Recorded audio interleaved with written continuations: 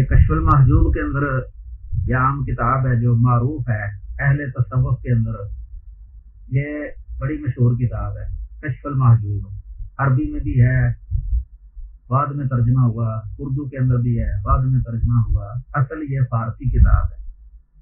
تو ابھی میں نے اس کا حوالہ دیا تھا کہ گوشہ نشینی والا شخص سنت کو زندہ نہیں کر سکتا، 172 صفحہ۔ پھر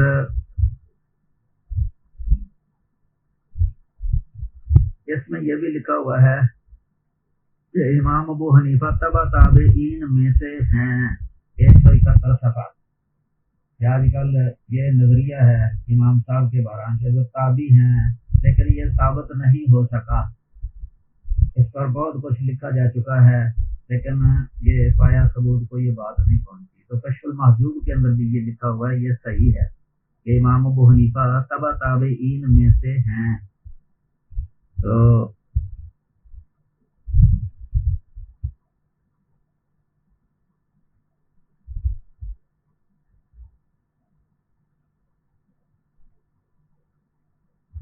اور یہ بھی اس میں لکھا ہوا ہے کہ جو یہ کہتے ہیں نا، یہ آپ یاد رکھیں ہیں کہ متصوفہ کی ایک قسم ہے اباحیہ، اہل تصوف صوفیوں کی ایک قسم ہے اباحیہ، یہ فرقہ ہے، ان کا رد بہت لکھا کشف المحجوب کے اندر۔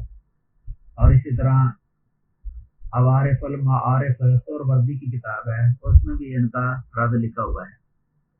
تو انہوں نے یہاں اباحیہ کا مطلب یہ ہوتا ہے کہ وہ یہ کہتے ہیں کہ صوفی جو ہے نا سلوک کے مراحل طے کرتا کرتا کرتا، یعنی سالک جو ہے نا جو اس راستے پر چلا ہوا ہے، سلوک کی منازل طے کرتا کرتا ایک ایسے مقام پر پہنچ جاتا ہے کہ اس مقام میں پہنچ کر جو ہے نا وہ شریعت کے احکام سے آزاد ہو جاتا ہے، اسے اب ضرورت نہیں رہتی کہ وہ اب حرام سے بچے یا کوئی فریضہ ادا کرے، وہ آزاد ہو گیا۔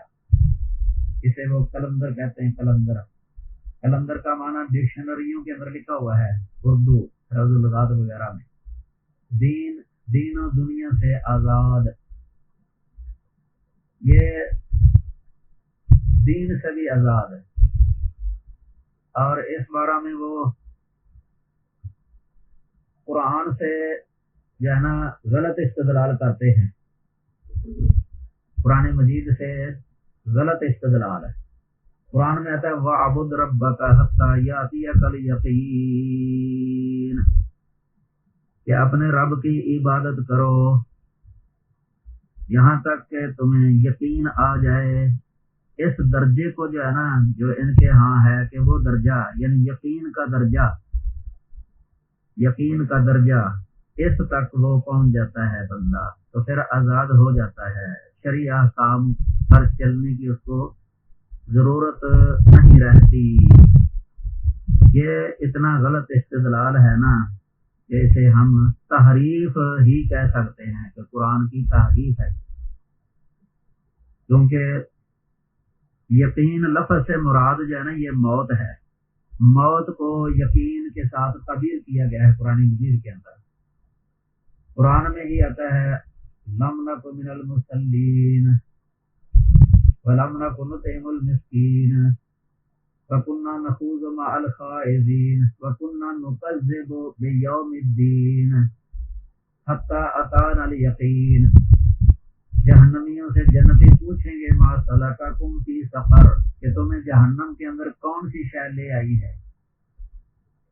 وہ کہیں گے کہ ہم نماز نہیں پڑھتے تھے، مسکین کو کھانا نہیں کھلاتے تھے، اور فضول باتیں کرتے رہتے تھے، جھگڑتے رہتے تھے مشغول کاموں میں، بے فائدہ کاموں کے اندر، اور قیامت کی تکذیب کیا کرتے تھے، حتیٰ کہ ہمیں یقین آ گیا۔ یقین سے مراد موت ہے، یعنی حتیٰ کہ ہمیں موت آ گئی۔ یہ ہے صحیح تفسیر وَاعْبُدْ رَبَّكَ حَتَّى يَأْتِيَكَ الْيَقِينُ، کہ اپنے رب کی عبادت کرو یہاں تک کہ تمہیں یقین آ جائے۔ یقین جو ہے نا موت ہے، یعنی موت تک اپنے رب کی عبادت کرتے رہو، یہ ہے یقین۔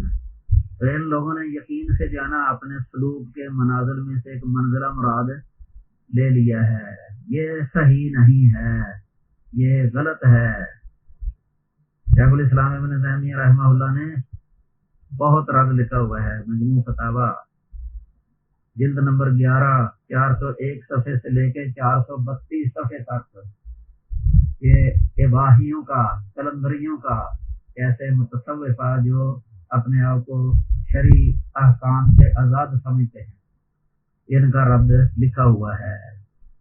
یہ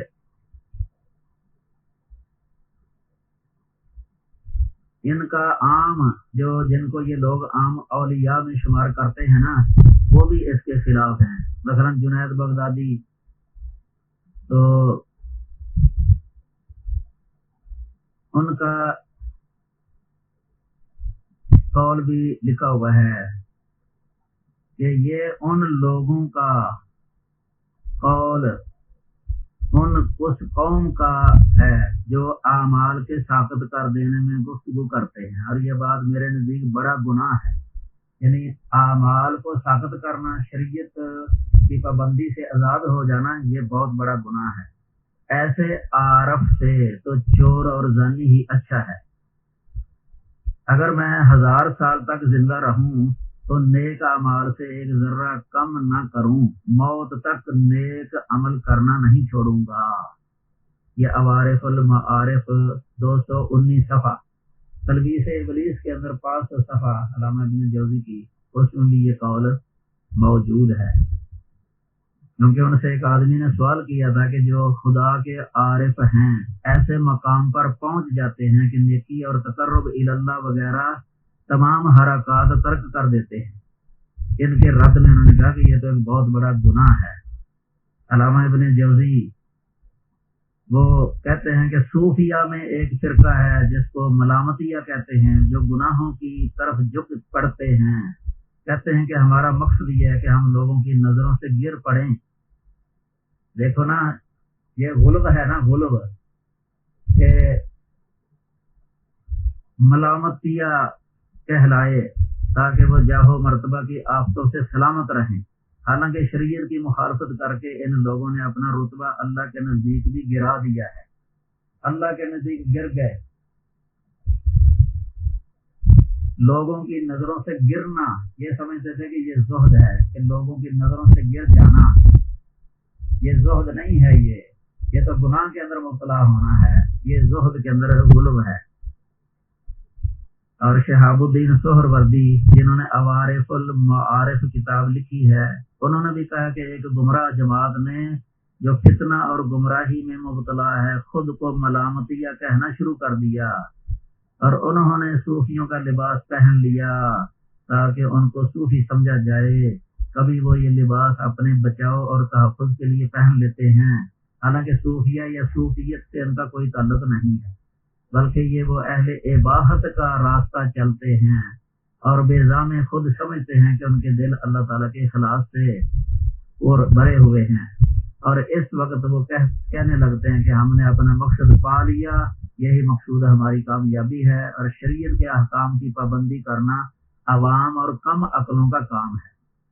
شیخ سہروردی فرماتے ہیں کہ حالانکہ ان کے یہی اقوال عین زندقہ اور بے دینی ہیں، اس لیے کہ ہر وہ حقیقت جو شریعت کے خلاف ہو وہ زندقہ ہے۔ یہ 218 صفحہ ترجمہ شمس بریلوی کا ہے۔ یہ شیخ الاسلام ابن تیمیہ نے ان کے خلاف بہت بڑا تفصیل کے ساتھ ان کے خلاف یہ لکھا ہوا ہے، مجموع فتاوی کی 11 نمبر جلد 401 صفحہ سے لے کے 432 صفحہ۔ فرماتے ہیں کہ شریعت سے آزادی تو صحابہ کرام کے لیے بھی نہیں تھی، وہ بھی عمل کرتے تھے، حرام سے بچتے تھے، کسی صحابی سے یہ ثابت نہیں ہے کہ اس نے یہ بات صحیح ہو۔ یہ امام ابن تیمیہ کے بارے میں ملا علی قاری حنفی نے کہا ہے کہ یہ اکابر اہل سنہ والجماع اور اس امت کے اولیاء میں سے تھے۔ یہ جمع الوسائل شرح شمائل ملا علی قاری کی مصر کی طبع جلد 1 صفحہ 207۔ تو انہوں نے یہ بات کہی ہے، بلکہ کہا کہ یہ یہود و نصارہ سے بھی بدتر ہے یہ کہنے والا کہ میں فرائض سے آزاد ہو گیا، فرائض سے میری جان چھوٹ گئی، یہ بالکل غلط ہے۔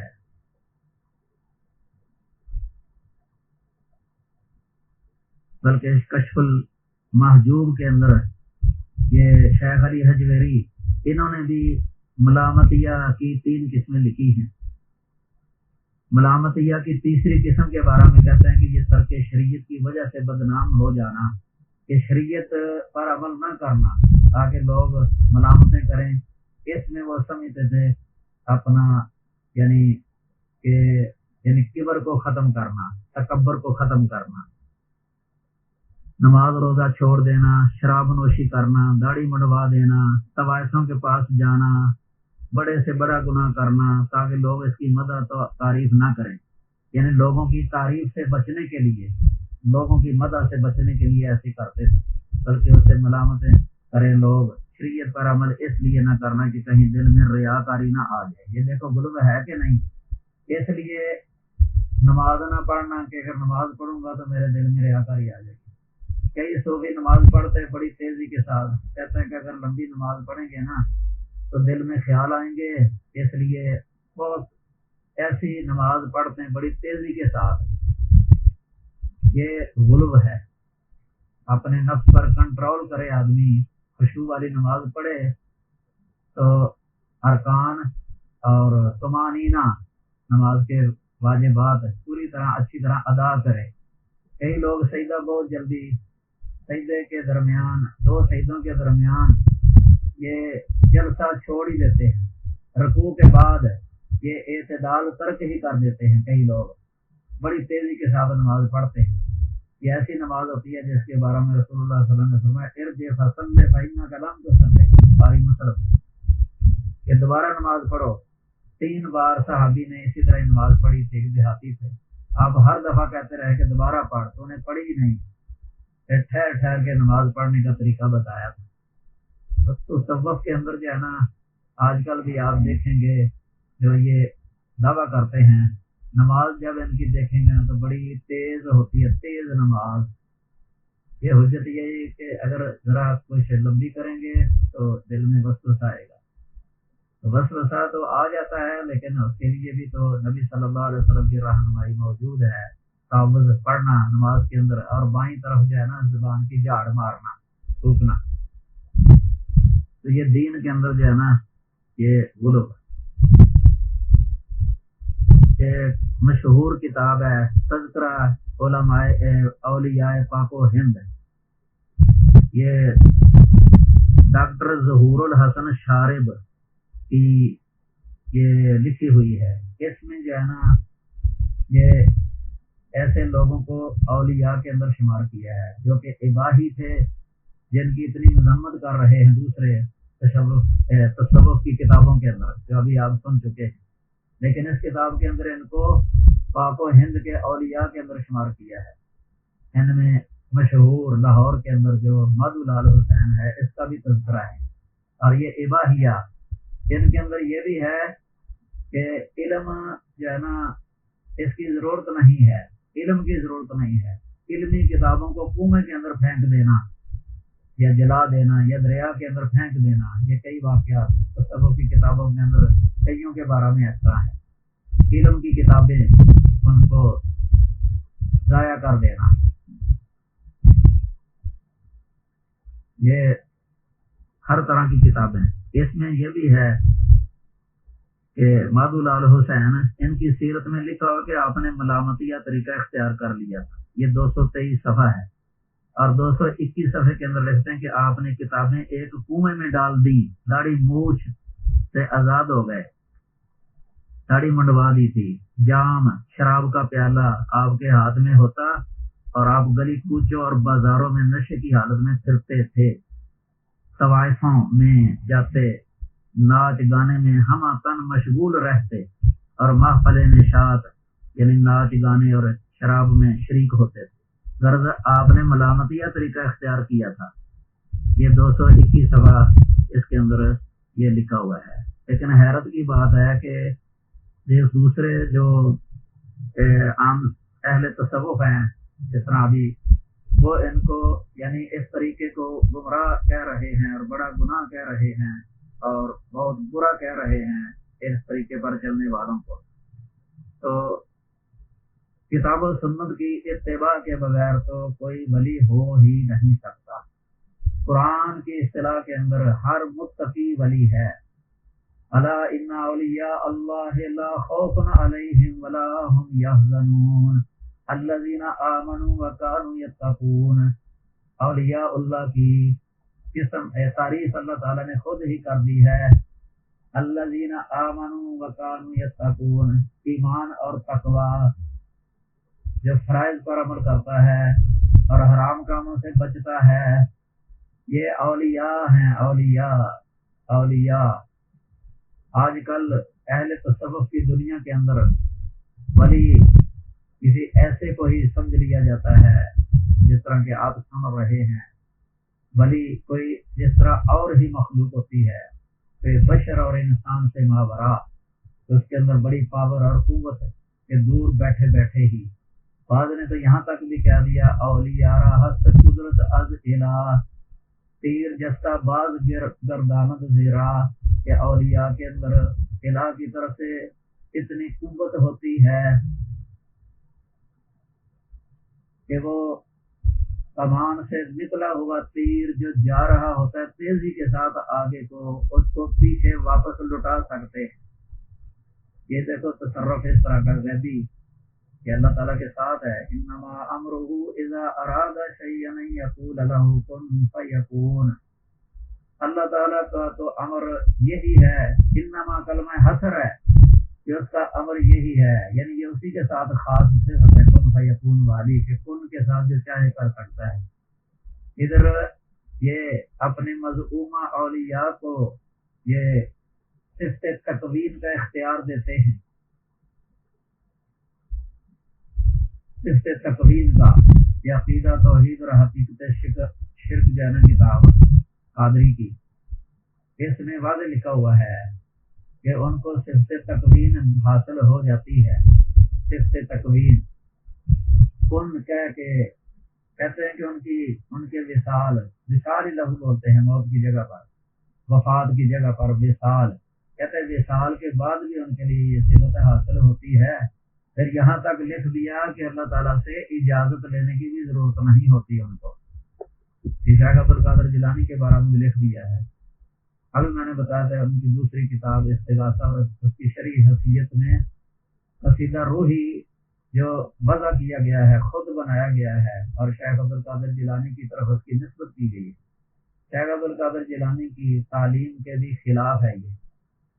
تو یہ ان کی کتاب ہے استغاثہ اور اس کی شرعی حیثیت.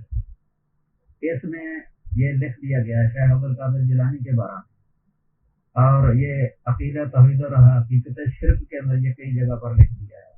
یہ صفت تکوین جو اللہ کی خاص صفت ہے، کن کہہ کے جو چاہے کر دے جب چاہے، جیسے تصرف غیبی تصرف ظاہری اسباب اور آلات کا اللہ تعالیٰ محتاج نہیں ہے.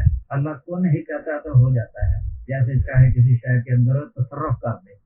یہ اللہ کی شان ہے. انما امرہ اذا اراد شیئا ان یقول لہ کن فیکون. یہ تصوف کی کتابوں کے اندر جو ہے نا، یہ جن کو یہ اولیاء سمجھتے ہیں ان کے یہ تصرفات جو ہے نا یہ بہت ذکر کرتے ہیں.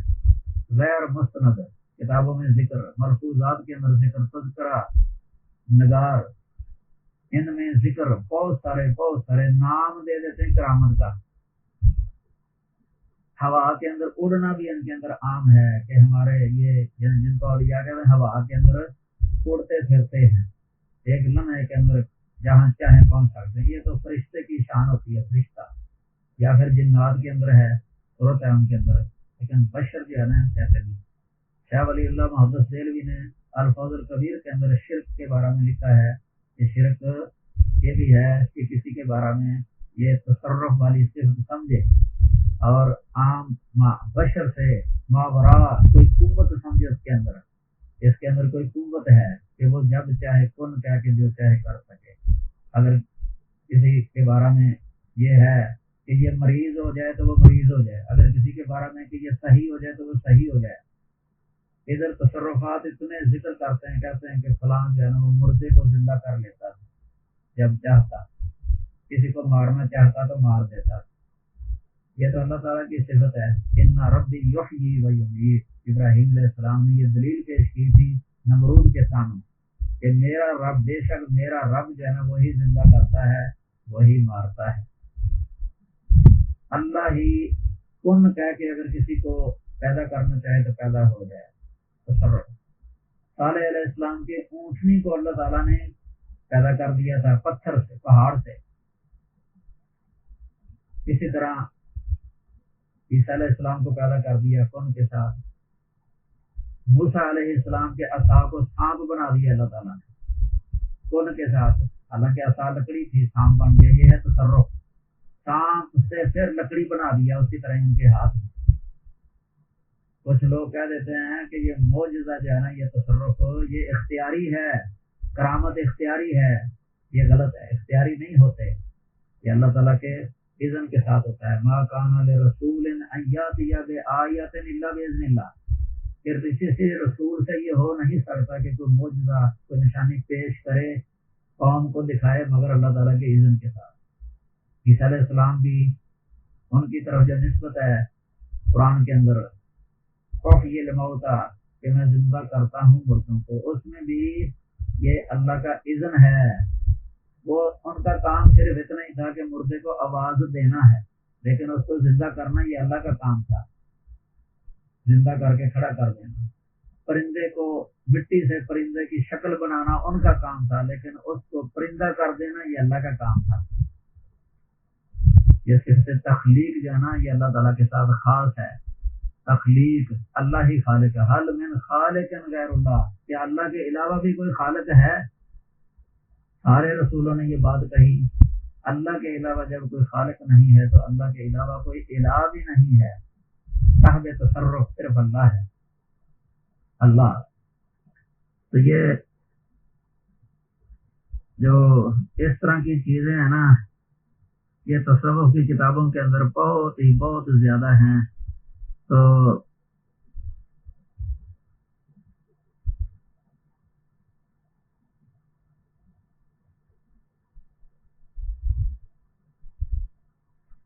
یہ یقین کا لفظ ابھی میں بتا رہا تھا کہ اس سے مراد موت ہے۔ صحیح بخاری کے اندر بھی ایک حدیث ہے، عثمان بن مظعون رضی اللہ تعالی عنہ کو جب وفات ہوئی تھی، موت آئی، نبی صلی اللہ علیہ وسلم آئے، اس کو آواز دی، دیکھا کہ کیا یہ بے ہوش ہے یا موت آ گئی ہے، تو اس نے کوئی آواز نہیں دی، تو آپ نے فرمایا اما ھذا فقد جاءہ الیقین، اس کو تو یقین یعنی موت آ چکی ہے۔ موت ہے یقین سے مراد ہے۔ یہ صوفیہ نے جو اپنا ایک سلوک کا مرحلہ یہ یقین سمجھا ہے نا، ملامت یہ اباہیہ نے، یہ غلط ہے، صحیح نہیں ہے۔ یہ شریعت سے چھٹکارا جو ہے نا یہ کسی کو بھی نہیں ہے۔ نبی کریم صلی اللہ علیہ وسلم کو بھی اس کا حکم تھا کہ وہ بھی عبادت کریں اللہ تعالیٰ کی، عبادت کر کے ہی یہ ولایت جو ہے نا حاصل ہوتی ہے، عبادت کے بغیر ولایت حاصل ہی نہیں ہوتی۔ صوفیہ کے اندر یہ بھی ہے، نبوت ہے، کئی کتابوں کے اندر لکھا ہے نبوت جو ہے نا یہ تسبیح ہے، یہ بعض صوفیہ کا موقف ہے، یہ فلاسفہ سے لیا گیا ہے، کیونکہ نبوت جو ہے نا یہ وحدی ہے، اللہ ہبہ کر دیتا ہے جس کو چاہتا ہے۔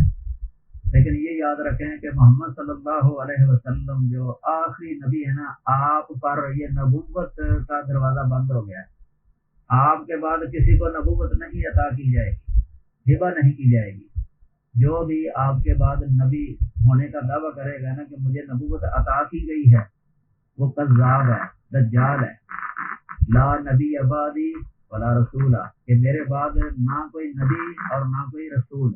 اس کا معنی یہ ہے کہ کسی کو بھی نبوت عطا نہیں کی جائے گی، اس مقام پر کسی کو فائز نہیں کیا جائے گا۔ عیسیٰ علیہ السلام کا آنا بھی برحق ہے، اس کا یہ مطلب تو نہیں ہے کہ عیسیٰ علیہ السلام کو نبی صلی اللہ علیہ وسلم کے بعد نبوت عطا کی جائے گی، وہ تو پہلے کی عطا کی گئی تھی ان کو 500 سال پہلے نبی صلی اللہ علیہ وسلم سے. تو ختم نبوت کا مطلب یہی ہے کہ آپ کے بعد کسی کو نبوت جو ہے نا عطا نہیں کی جائے گی، ہبہ نہیں کی جائے گی، اس مقام پر کسی کو فائز نہیں کیا جائے گا. نبوت والا مقام یہ نبی صلی اللہ علیہ وسلم پر بند ہے. آپ خاتم النبیین ہیں، آپ عالمی رسول ہیں، عالمگیر، عالمی رسول، عالمی رسول، انٹرنیشنل رسول. یہ نبی صلی اللہ علیہ وسلم ہے عالمی. آپ کی شریعت جو ہے نا وہ عالمی شریعت ہے، عالمی شریعت. تو یہ اللہ تعالیٰ نے آپ کو عطا فرمائی، ہبہ کی. تو ان میں اس طرح کی باتیں موجود ہیں. ابن عربی وہ ولایت کا درجہ جو ہے نا نبوت سے اونچا سمجھتا ہے. ابن عربی اپنی کتابوں کے اندر مقام النبوت، نبوت کا مقام جو ہے نا فی البرزخی، برزخ کے اندر دون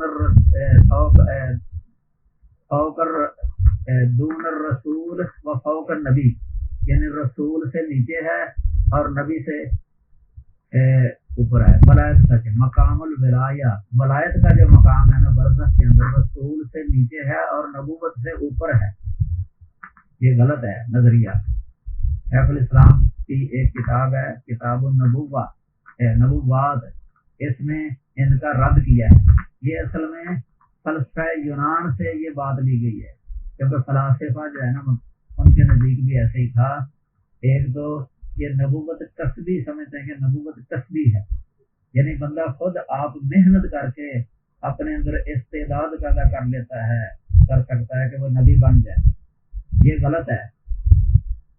نبی صلی اللہ علیہ وسلم امی نبی، الذین یتبعون الرسول النبی الامی الذی یجدونہ مکتوبا عندہم فی التوراۃ والانجیل یامرہم بالمعروف وینہاہم عن المنکر. نبی اسلم کی صفت ہے نبی امی، کسی سے پڑھے نہیں تھے، نہ آپ نے کوئی محنت کی ہے، صرف ایک وقت کے لیے غار حرا میں اللہ تعالیٰ کی عبادت کیا کرتے تھے. آپ کو تو یہ علم بھی نہیں تھا کہ مجھے نبوت عطا کی جائے گی، کہ جس کے لیے وہ محنت کر رہے تھے کہ میں نبی بن جاؤں. یہ نہیں ہے. ما کنت تدری مل کتاب ولل ایمان ولکن جعلناہ نورا نہدی بہ من نشاء من عبادنا. کہ آپ نہیں جانتے تھے کہ ایمان اور کتاب ان کی تفصیلات کیا ہیں، لیکن ہم نے اس کو نور بنایا ہے، اس کے ذریعے ہم جیسے چاہتے ہیں ہدایت دے دیتے. ما کنت ترجو ان یلقی الیک الکتاب. آپ کو تو امید بھی نہیں تھی کہ آپ کی طرف کتاب جو ہے نا قرآن القا کیا جائے گا، وحی کیا جائے گا. کوئی وہم و گمان میں بھی نہیں تھا. یہ شیخ عبد القادر جیلانی نے منیت الطالبین کے اندر جو فرق لکھے ہوئے ہیں نا، اس کے آخر میں جو ہے نا ایک سالمیہ فرقے کا ذکر ہے، سالمیہ فرقہ. اور انہوں نے کہا ہے کہ اس سالمیہ فرقے کا یہ نظریہ اور عقیدہ ہے کہ نبی صلی اللہ علیہ وسلم وحی آنے سے پہلے بھی آپ کو قرآن جو ہے نا یہ یاد تھا، نبوت سے پہلے بھی آپ کو قرآن جو ہے نا یہ یاد تھا، سارا قرآن. پھر شیخ صاحب نے اس سالمیہ فرقے کے اس موقف کا رد کیا ہے اور تردید کرتے ہوئے انہوں نے قرآن کی آیتیں لکھی ہیں. یہی جو آپ نے ابھی 2 آیتیں سنی ہیں نا، انہوں نے یہ آیتیں لکھ کے ان کا رد کر دیا ہے. تو یہ عقیدہ اور نظریہ جو ہے نا صحیح نہیں ہے یہ نبی صلی اللہ علیہ وسلم کے بارے میں. تو یہ فرقے جو ہے نا یہ کافی لکھے ہوئے ہیں اس کتاب کے اندر، یہ سالمیہ فرقہ. تو انہوں نے لکھا ہوا ہے کہ ان کا یہ دعویٰ بھی ہے کہ نبوت اور جبرائیل کے نزول سے پہلے ہی آپ صلی اللہ علیہ وسلم کو قرآن حفظ تھا. پھر کہتے ہیں کہ اس دعوے کی تردید قرآن مجید میں موجود ہے. وہی آیت ہے، اے رسول آپ نہیں جانتے تھے کہ کتاب کیا ہے اور ایمان کیا ہے. ما کنت تدری مل کتاب ولل ایمان. یہ سورۃ شورا کی 52 نمبر آیت کریمہ ہے. اور پھر سورۃ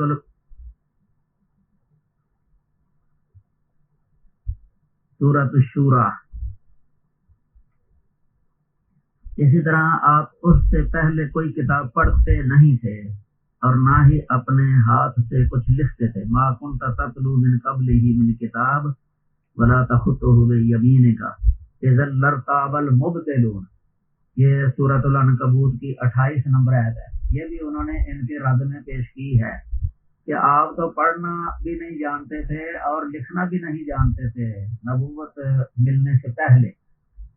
تو آپ اگر یہ کہا جائے کہ آپ کو قرآن حفظ تھا، پھر تو مطلب ہے کہ قرآن پھر جب نازل ہوا تو اس وقت رسول اللہ صلی اللہ علیہ وسلم پہلی وحی کے وقت جب جبرائیل کہہ رہے تھے اقرا، تو آپ فرماتے ما انا بقارئ، نفی کر رہے ہیں کہ میں تو پڑھنے والا نہیں ہوں، یعنی پڑھا نہیں ہوں، کیا پڑھوں.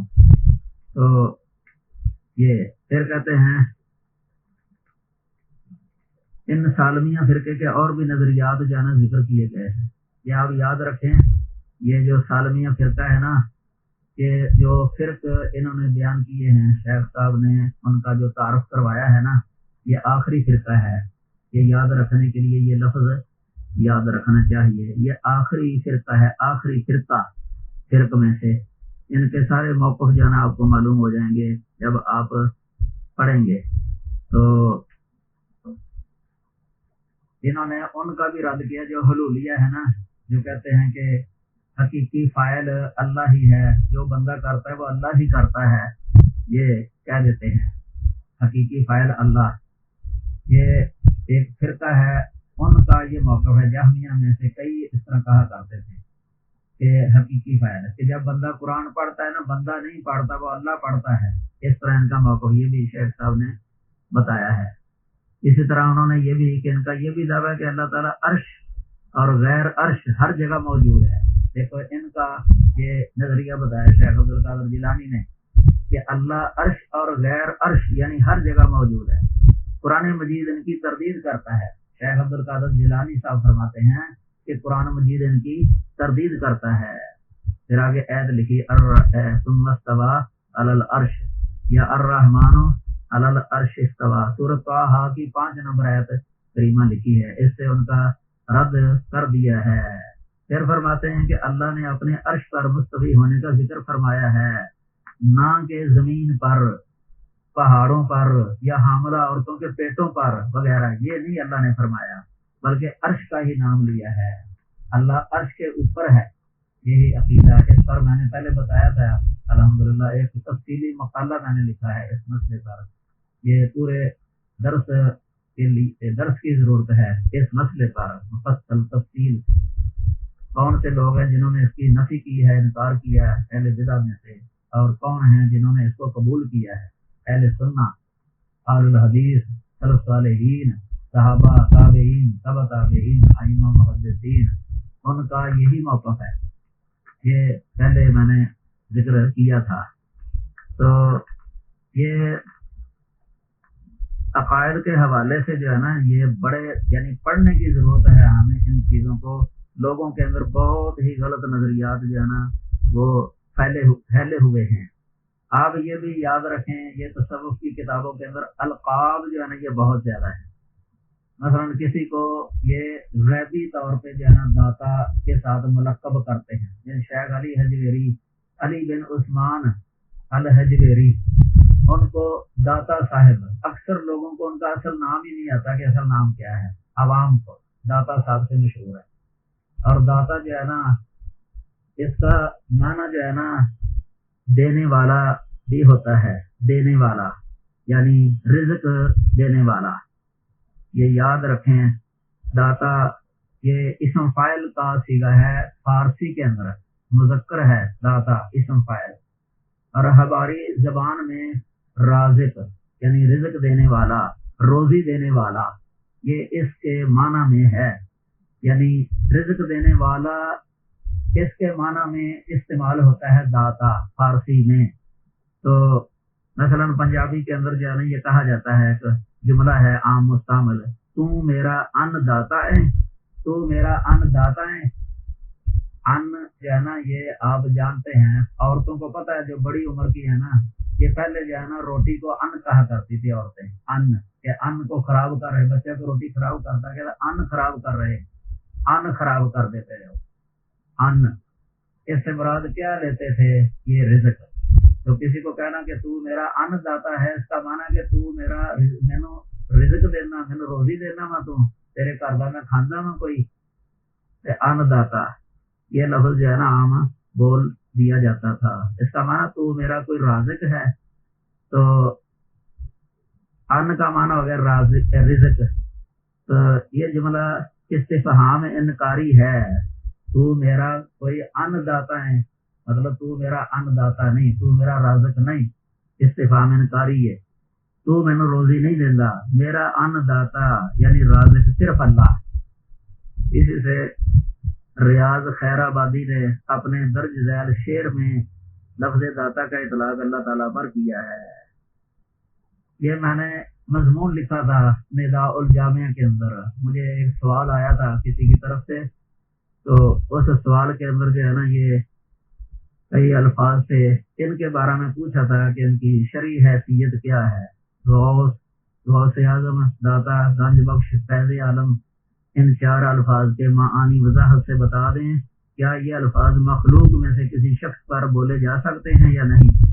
یہ سائل تھے مولانا عبداللہ قصوری، جامعہ ابن تیمیہ کے اندر پڑھتے تھے، آج کل وہیں یہ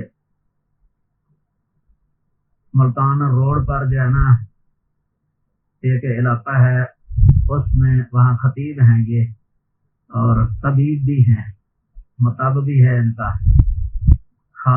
نتھے خالصہ کوئی جگہ کا نام ہے۔ تو انہوں نے یہ سوال کیا تھا، تو اس وقت جو ہے نا میں نے اس کا جو جواب لکھا تھا اس میں یہ باتیں لکھی ہیں۔ یہ ریاض خیر آبادی جو ہے نا وہ شعر کہتا ہے، یہ شعر جو ہے نا اردو لغت کتاب ہے، بڑی جامع اردو لغت، یہ غالباً 25 یا 30 جلدوں تک ہے، یہ موٹی موٹی جلدیں، پوری اردو جو ہے نا لغت اس کے اندر جمع ہے۔ اس میں بھی یہ شعر لکھا ہوا ہے کہ کعبہ سنتے ہیں کہ گھر ہے بڑے داتا کا ریاض، کعبہ سنتے ہیں کہ گھر ہے بڑے داتا کا ریاض، زندگی ہے تو فقیروں کا بھی پھیرا ہوگا۔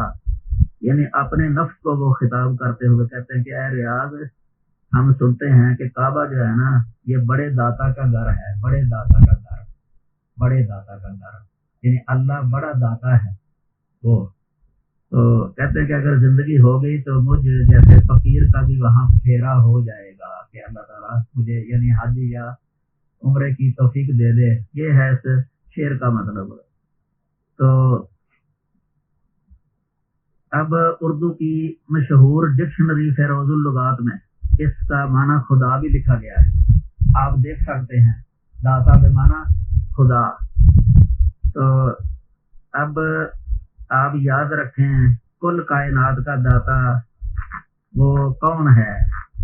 یعنی رازق، رزاق، روزی رساں اللہ تعالیٰ کی ذات ہی ہے، اس میں اس کا کوئی شریک اور سہیم نہیں ہے، کوئی بھی شریک نہیں ہے، لہذا اس معنی میں لفظ داتا کا اطلاق مخلوق پر جائز نہیں۔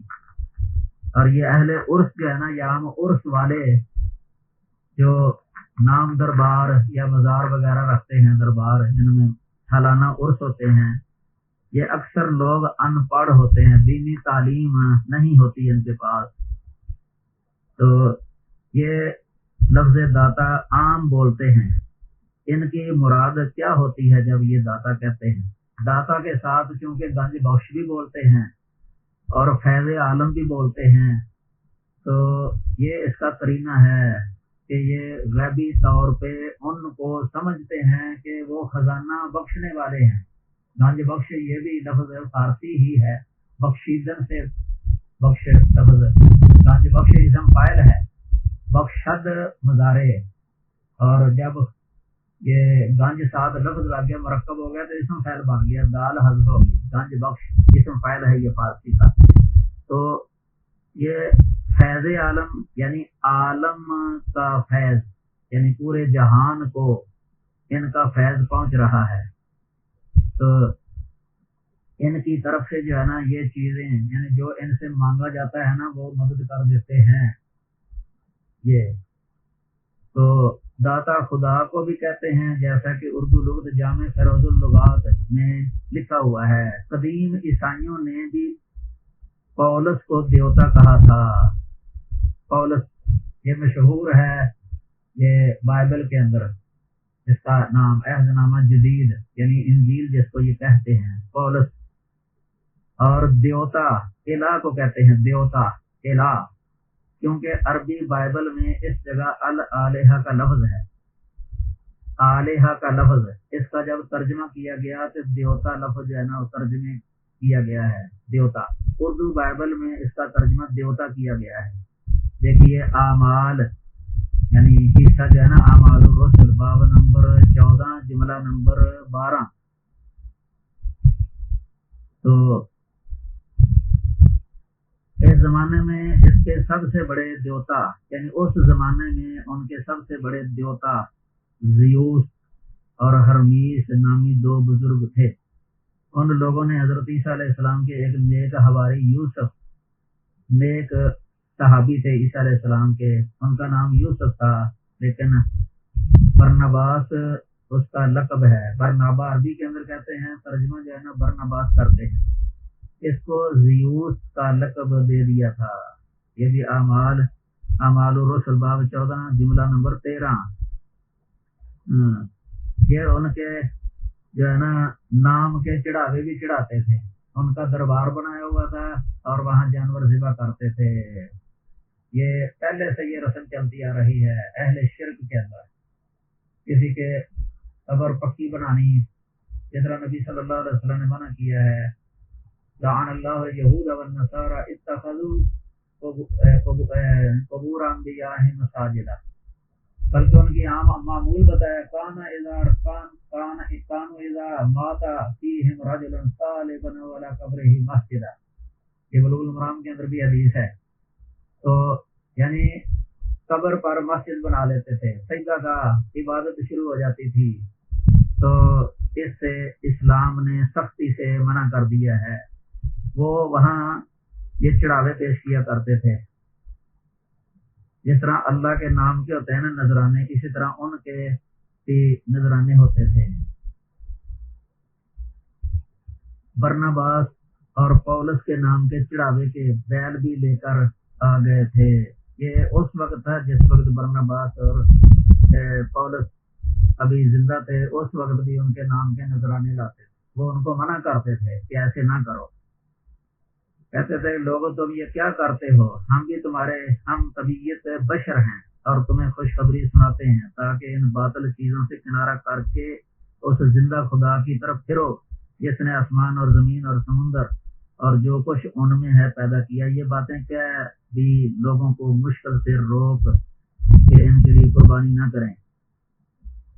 یہ داتا لفظ ہے نا اس معنی میں کہ وہ غیبی طور پہ دے دیتا ہے، جس طرح اللہ کو پکارا جاتا ہے نا اس طرح ان کو پکارنا، داتا کہنا، رزق دینے والا کہنا، یہ ویسے صحیح نہیں ہے۔ اسی طرح گنج بخش یہ لفظ اس کا معنی خزانے بخشنے والا، تو فیض اس کا معنی فائدہ اور سخاوت، تو فیض بخش یعنی فائدہ پہنچانے والا، سخی اور داتا، اور فیض عالم کا معنی ہوا جہان کا فائدہ یعنی جہان کا فائدہ، عام فائدہ۔ اور ظاہر ہے کہ جو عام لوگ ان کی قبر پر ہر جمعرات اور سالانہ عرس پر حاضری دیتے ہیں وہ یہی سمجھ کر جاتے ہیں کہ انہیں اس حاضری سے فیض یعنی مدد اور فائدہ ملتا ہے، ان کی مرادیں پوری ہوتی ہیں۔ بلکہ ان میں سے بہت سے ایسے بھی ہیں جو یہ سمجھتے ہیں کہ ان کے داتا ہی ان کی غیبی مدد کرتے ہیں، انہیں جانتے ہیں، ان کی مصیبت کو دور کرنے پر من جانب اللہ قادر ہیں۔ یہ قادری کی کتاب، طاہر القادری کی کتاب، یہ مسئلہ استغاثہ اور اس کی شرعی حیثیت صفحہ نمبر 95، اس میں لکھا ہوا ہے کہ یہ مدد کرتے ہیں، یہ ہمیں جانتے ہیں، یہ ہمارے احوال حالات کو سنوارنے پر قدرت رکھتے ہیں اللہ کی طرف سے۔ اس طرح کلمے لکھے ہوئے کہتے ہیں کہ یہ کوئی شرک نہیں ہے، حالانکہ کتاب و سنت کی روشنی کے اندر یہ صرف شرک بنتا ہے۔ یہ بات بھی یاد رکھیں کہ یہ شیخ علی بن عثمان حجویری، جن کو یہ لوگ داتا کہتے ہیں، وہ اپنی کتاب کشف الاسرار میں اپنے نفس کو مخاطب کر کے کہتے ہیں، مردم ترا گنج بخش گویند و تو حبا نداری، گنج بخش و رنج بخش خدائے تعالی است، کہ لوگ جو ہے نا تجھے، یعنی خود کو وہ کہہ رہے ہیں اپنے نفس کو، کہ لوگ تجھے گنج بخش، خزانہ دینے والا کہتے ہیں، حالانکہ تو اپنے پاس ایک دانہ بھی نہیں رکھتا۔ گنج بخش اور رنج بخش صرف اللہ تعالیٰ ہے۔ پھر فرماتے ہیں کہ شرک مت کر جب تک تو زندگی بسر کرے، وہ ذات حق ہر طرح یکتا ہے، اس کا کوئی بھی شریک نہیں ہے۔ یہ کشف الاسرار کا 29 صفحہ ہے۔ دیکھو کس طرح وہ روک رہے ہیں کہ مجھے جو ہے نا یہ گنج بخش نہ کہو، لیکن لوگ پھر بھی نہیں روکتے۔ لوگ ان کی جو ہے نا اکثر لوگ ان کی تعلیم پر بھی نہیں چلتے، اس لیے قرآن مجید کے اندر اکثریت کا لکھا اکثر، ولیکن اکثر الناس لا یعلمون، کہ اکثر لوگ جانتے نہیں، لا یعقلون، عقل نہیں کرتے، سمجھتے نہیں ہیں۔ اکثریت کی نفی کی ہے نا، فَإِن اکثر من فی الارض یضلوک عن سبیل اللہ، اگر تو نے اکثریت کی اطاعت کر لی تو وہ تمہیں اللہ کے راستے سے ہٹا دیں گے۔ بہت سارے لوگ جو ہے نا اس طرح کے یہ عقیدے اور نظریے پر لگے ہوئے ہیں۔ تو اس کی بھی آگے تفصیل لکھی ہوئی ہے، یہ دربار لفظ استعمال کرنا، تو یہ بھی کوئی ثابت نہیں ہے۔ دربار کہنا، کسی قبر کو دربار کہنا، یہ کوئی نہیں ہے کتاب و سنت کے اندر۔ بہرحال یہ جو لقب ہیں، یہ سب سے پہلے غوث لفظ کے بارے میں سوال تھا، غوث اعظم، اس کا معنی ہوتا ہے شدت و مصیبت زدہ کو فریاد کو پہنچنے والا، یعنی جو کسی شدت کے اندر مبتلا ہے، مصیبت کے اندر مبتلا ہے، وہ کسی سے فریاد کرتا ہے، وہ اس کی فریاد کو پہنچتا ہے۔ اگر غیبی طور پہ ہونا کہ وہ پاس نہیں ہے تو یہ اس اعتبار سے یہ غلط ہے۔ اگر پاس ہو تو پھر بلا سکتا ہے، تو مصیبت میں پھنسا ہوا ہے تو پاس ہے وہ آدمی، اس کو کہہ سکتا ہے کہ مجھے جو ہے نا بچا۔ جس طرح کسی کے گھر کو آگ لگ جاتی ہے تو فوراً جو ہے نا وہ چیخیں مارتا ہے، بلاتا ہے، پکارتا ہے، پڑوسی سنتے ہیں، پہنچ جاتے ہیں، محلے والے اکٹھے ہو جاتے ہیں۔ یہ جو استغاثہ ہے نا، یہ کوئی حرج نہیں ہے۔ یہ موسیٰ علیہ السلام سے بھی استغاثہ کیا تھا ایک اسرائیلی نے، موسیٰ علیہ السلام پاس ہی تھے تو انہوں نے ان کی مدد کی تھی، اس کو مکہ مارا تھا، قبطی کو، وہ مر گیا تھا۔ یہ جب پاس ہو نا، اسباب اور وسائل کے تحت ہو تو اس میں کوئی حرج نہیں ہے، تعاونوا علی البر والتقوی کے تحت آ جاتا ہے یہ۔ لیکن اگر غیبی طور پہ ہو، وہ پاس ہی نہیں ہے، دور سے آواز دیتا ہے اس کو، اور عقیدہ بھی ہوتا ہے کہ وہی اس نے یعنی میری سن کے میری مصیبت دور کر دینی ہے، وہیں سے ہی، دور سے ہی، یہ غلط ہے، یہ شرک بن جاتا ہے۔ استغاثہ بغیر اللہ یہ جائز نہیں ہے کسی سے بھی۔ موبائل کے ذریعے اگر بلاتا ہے نا کسی کو، موبائل فون کر کے، جس طرح کوئی کسی جگہ پر حادثہ ہو جاتا ہے، ایکسیڈنٹ ہو جاتا ہے، تو وہاں موبائل کا نمبر ملا کے جو ہے نا خبر دے دیتے ہیں کہ جلدی پہنچ جاؤ، یہ شرک نہیں ہے، کیونکہ موبائل ایک ذریعہ ہے، وسیلہ ہے۔ بغیر کسی ذریعے کے، وسیلے کے، غیبی طور پہ ہی کسی کے بارے میں عقیدہ رکھنا کہ یہیں سے میں اس کو پکاروں گا، وہ میری پکار کو سن لے گا اور وہیں سے اس نے میری مصیبت کو دور کر دینا ہے، اس اعتبار سے کسی کو غوث کہنا، مغیث کہنا یا غوث اعظم کہنا یہ جائز نہیں ہے، کیونکہ اس سے معنی کے اعتبار سے اللہ تعالیٰ کے ساتھ خاص ہے۔ تو نبی صلی اللہ علیہ وسلم ایسے کاموں میں جو انسان کے اختیار میں نہیں ہیں اللہ تعالیٰ سے استغاثہ کیا کرتے تھے، جس طرح بارش نازل کرنا اللہ کا خاصہ ہے، اللہ ہی بارش نازل کرتا ہے، کسی کی استطاعت میں نہیں ہے کہ وہ بارش نازل کرے۔ آپ اللہ سے کہتے ہیں اللہم اغثنا، اللہم اغثنا، بخاری مسلم کے اندر یہ حدیث ہے۔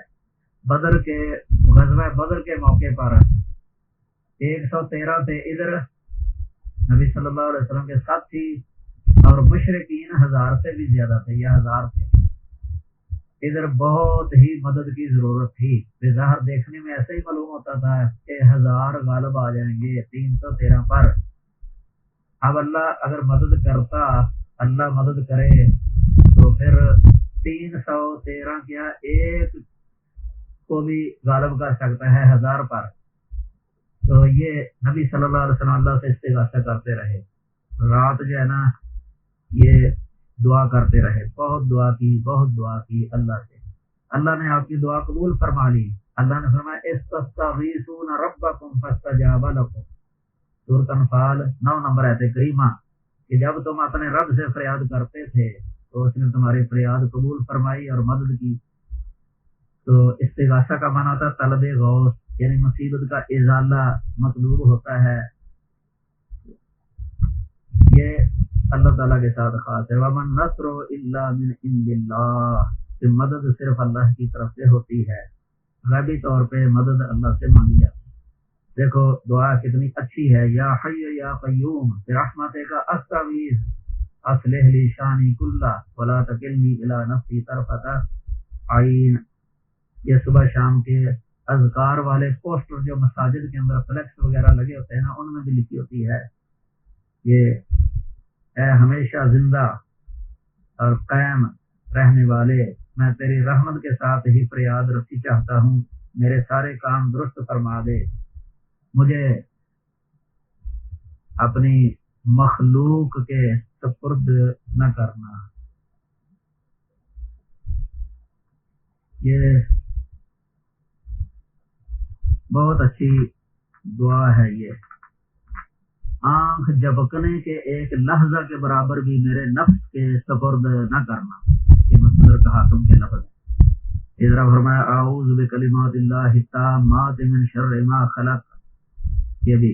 پھر اللہ نے فرمایا یا ایھا الناس انتم الفقراء الی اللہ واللہ هو الغنی الحمید، سورۃ فاطر 15 نمبر آیت۔ سب اللہ کے محتاج ہیں، اللہ کے فقیر ہیں سب، اللہ غنی ہے، غیر محتاج ہے، اور تعریف کیا ہوا ہے واللہ الغنی وانتم الفقراء، سورہ محمد آیت نمبر 3۔ دیکھو یہ کشف المحجوب، یہ ان کی کتاب ہے جن کو یہ داتا کہتے ہیں، داتا صاحب مشہور کر دیا داتا صاحب، انہی کی کتاب کے اندر بشر حافی کا قول لکھا ہوا ہے استعانت المخلوق بالمخلوق استعانت المسجون بالمسجون، 158 صفحہ کشف المحجوب کا، کہ مخلوق کا مخلوق سے استغاثہ کرنا اور مدد مانگنا اس طرح ہے جیسا کوئی جیل میں پھنسا ہوا دوسرے جیل میں پھنسے ہوئے قیدی سے مدد مانگ رہا ہو۔ قیدی جو خود آپ قید میں گرفتار ہے وہ دوسرے قیدی کی مدد کیسے کرے گا، کسی دوسرے کی مدد کیسے کرے گا؟ اس لیے تو عبداللہ بن عباس سے رسول اللہ صلی اللہ علیہ وسلم نے فرمایا تھا اذا استعنت فاستعن باللہ، کہ جب تو نے مدد مانگنی ہے تو اللہ سے مدد طلب کیا کر۔ قرآن میں بھی ہے ایاک نعبد و ایاک نستعین، سورۃ الفاتحہ کے اندر، کہ ہم تیری ہی عبادت کرتے ہیں اور تجھی سے مدد مانگتے ہیں۔ شاہ ولی اللہ محدث دہلوی نے لکھا ہے یہ انہم یستعینون بغیر اللہ فی حوائجہم من شفاء المریض و غناء الفقر، کہ مشرکین مکہ جو ہے نا، عرب کے مشرکین، یہ غیر اللہ سے مدد طلب کیا کرتے تھے اپنی ضروریات میں۔ مثلا اگر کوئی مریض ہو جاتا، اس کو شفا کی ضرورت ہوتی، یا کوئی فقیر ہو گیا، غنی ہونے کی ضرورت ہے اس کو، وَيَنْظُرُونَ لَهُمْ، اور ان کے لیے نذرانے پیش کیا کرتے تھے، ان کے نام کے چڑھاوے، نظر و نیاز ان کے نام کی۔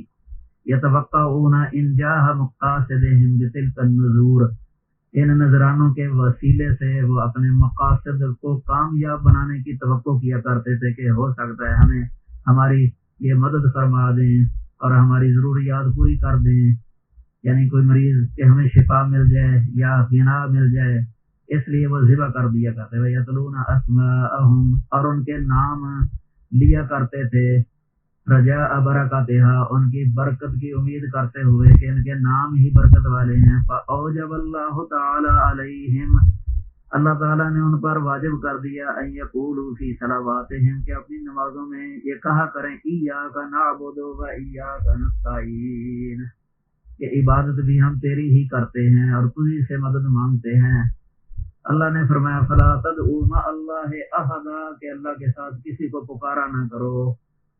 فرماتے ہیں کہ اس جگہ پر دعا سے عبادت مراد نہیں ہے، جیسے کہ بعض مفسرین نے کہا ہے بل هو الاستعانہ، بلکہ مدد مانگنا مراد ہے، بقولہ تعالی، اپنے اللہ تعالیٰ کے اس قول کی وجہ سے کہ اللہ کا قول یہ دلیل ہے، یہ قرینہ ہے اس کا کہ بل ایاہ تدعون فیکشف ما تدعون، یعنی مصیبت کے وقت تم صرف اللہ کو پکارتے ہو تو اللہ تعالیٰ تمہاری مصیبت کو دور کر دیتا ہے۔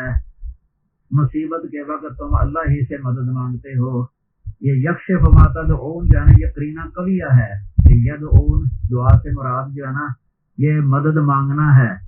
کئی لوگ جو ہے نا یہاں پوجا کرنا یا عبادت کرنا وہ مراد لے لیتے ہیں، لیکن غیبی طور پہ مدد مانگنا جو ہے نا یہ عبادت ہی ہوتی ہے، عبادت ہی ہوتی ہے۔ ترمذی کے اندر حدیث آتی ہے الدعاء هو العبادہ، یہ پکارنا جو ہے نا یہ عبادت ہے، عبادت پکارنا سے ساری بات کا خلاصہ یہی نکلتا ہے کہ غوث یا غوث اعظم، یہ غیبی طور پہ کسی کو یہ کہنا کہ وہ غوث اعظم ہے یہ صحیح نہیں ہے، درست نہیں ہے۔ یہ اسی طرح دوسروں کے بارے میں بھی سمجھ سکتے ہیں آپ۔ قرآن مجید کے اندر اللہ وحدہ لا شریک نے فرمایا ہے امن یجیب المضطر اذا دعاہ ویکشف السوء ویجعلکم خلفاء الارض االہ مع اللہ۔ اس آیت کریمہ سے یہ بھی پتہ چلا کہ الہ کی خاصیات میں سے ایک خاصیت یہ بھی ہے کہ وہ مضطر کی دعا کو قبول کر لیتا ہے۔ مضطر اس کو کہتے ہیں جس کی جو ہے نا ظاہری وسائل اسباب اور تدبیریں جو ہے نا وہ جواب دے دیں۔ مریض ایسا ہو جائے کہ ڈاکٹر سے بھی نا امید ہو گیا، ڈاکٹر نے بھی جواب دے دیا، یہ ہے مضطر۔ مضطر کوئی آدمی سیڑھیوں سے نیچے گر گیا ہو یا پہاڑ سے نیچے اگر زندہ ہو تو یہ مضطر ہے۔ کوئی سمندر کے اندر غرق ہو گیا ہو ابھی جان نہ نکلی ہو وہ مضطر ہے۔ اسی طرح کی کئی مثالیں دی جا سکتی ہیں جو مضطر ہو، اضطراری ظاہری وسائل جواب دے جائیں تو وہ مضطر۔ تو مضطر کی دعا کو پکار کو جب وہ اضطراری حالت میں اپنی مصیبت کو دور کرانے کے لیے دعا کرتا ہے اللہ تعالیٰ اس کی دعا اللہ ہی قبول کرتا ہے، سنتا ہے۔ اللہ کے علاوہ مضطر کی اضطراری حالت کو غیبی طور پہ کوئی دور نہیں کر سکتا، اس لیے فرمایا الہم اللہ۔ ترجمہ تو اس کا یہی ہے نا تمہارے شریک بہتر ہیں یا وہ اللہ بہتر ہے جو بے کس اور لاچار کی پکار کو جب وہ اسے پکارے قبول کر کے وہ سختی دور کر دیتا ہے اور تمہیں زمین میں خلیفہ بناتا ہے۔ کیا اللہ تعالیٰ کے ساتھ کوئی اور الہ ہے؟ قلیلا ما تذکرون، تم بہت کم نصیحت اور عبرت حاصل کرتے ہو۔ یہ سورہ نمل کی 52 نمبر آیت کریمہ ہے۔ اس سے پتہ چلا کہ جو اضطراری حالتوں میں بھی بزرگوں کو پکارتے ہیں، پیروں کو پکارتے ہیں، ان کے نام مختلف لیتے ہیں، یہ مختلف القاب سے ان کو پکارتے ہیں، یہ القاب ہی ہیں غوث اعظم، داتا، گنج بخش۔ تو قرآن میں تو آیا ہے ان ہی الا اسماء سمیتموها انتم وآباؤکم ما انزل اللہ بها من سلطان، کہ دراصل یہ صرف نام ہیں، یہ القاب وغیرہ یہ نام ہے جو تم نے اور تمہارے باپ دادوں نے ان کے رکھ لیے ہیں، یعنی خود تم نے یہ اپنی طرف سے ان کے اس طرح کے القاب وغیرہ رکھ لیے ہیں، اللہ تعالیٰ نے ان کی کوئی دلیل اتاری نہیں ہے۔ یہ لوگ تو صرف اٹکل ہی کے اور نفسانی خواہش کے پیچھے لگے ہوئے ہیں۔ ان یتبعون الا الظن، یہ اپنا خیال ان کا تخیل گمان جو انہوں نے ان کے بارے میں کیا ہوا ہے، تو یہ اس کی پیروی کرتے ہیں اور اپنے نفسوں کی خواہشات کی پیروی کرتے ہیں۔ پھر فرمایا وَلَقَدْ جَاءَهُم مِّن رَّبِّهِمُ الْهُدَىٰ، یقیناً ان کے رب کی طرف سے ان کے پاس ہدایت آ چکی ہے۔ یہ سورہ نجم 23 نمبر آیت کریمہ ہے۔